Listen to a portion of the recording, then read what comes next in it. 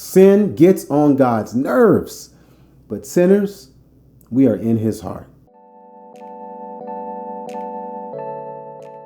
Grace and peace, everybody. Welcome to Sabbath School Study Group, part 5 of this 5-part series as we look at the wrath of divine love. We're going to try to wrap it up today looking at being grieved by evil. Yes, God is grieved by evil. In fact, it led to the death of his only begotten son. It's leading to the suffering and the pain of all of his children. So how in the world could we possibly think that God is cool with sin?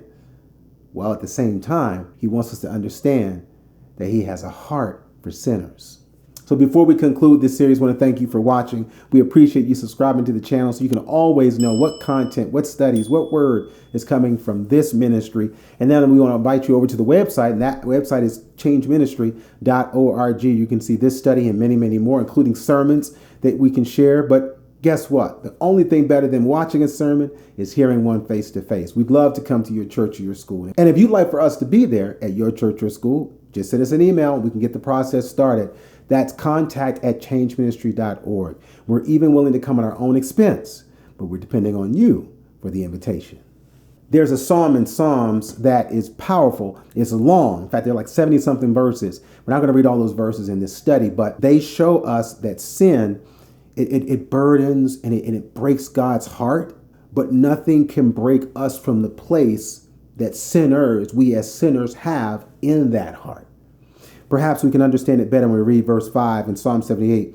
It says, he established a testimony in Jacob and appointed a law in Israel, which he commanded our fathers, that they should make them known to their children, that the generation to come might know them, even the children which should be born, who should arise and declare them to their children. Why? So that they might set their hope in God and not forget the works of God, but keep his commandments. These verses are the verses of positivity. It's showing God's intent and his plan for Israel is that we will be in relationship to him. We'd be connected to him. We will be right. And a lot of times when I say right or righteousness, we can just think that it means righteousness before him. Like we just want to stand righteous before God. But that's not good enough for him. He doesn't just want a bunch of robots standing in front of him. He wants children around him. So what happens then when those same children choose to run away? Walk away, and not just walk away to nothing or to the ether, but to walk away to an idol, or to walk away to a lifestyle, or to walk away to a sin or a bondage or an addiction that he knows hurts and harms and kills. Well, it says he, being full of compassion, forgave their iniquity. Because see, that's the child who left. He loves that child, but he forgave their iniquity and he destroyed them not. Yea, many a time he turned his anger away at what they ran to, at who they ran to, and where they ran into, and he did not stir up all his wrath. For he remembered that they were but flesh, a wind that passeth away, and cometh not again. How often, though still, did they provoke him in the wilderness, and grieve him in the desert? So as we look at God looking at us, how we are his blessing, but our sins are his burden, it says that he was grieved. The psalmist says that God was grieved, but grieved where? We experience grief where? In our hand, in our foot? No, when we lose someone, when we lost something that we care for that's dear to us, we grieve in our heart. We have a heart like God. Please don't think that I'm trying to equate us with God. But what the Bible is saying is that we came from God. That heart, his heart, it grieves over what we do, but it goes, it pursues, it chases after those who do it.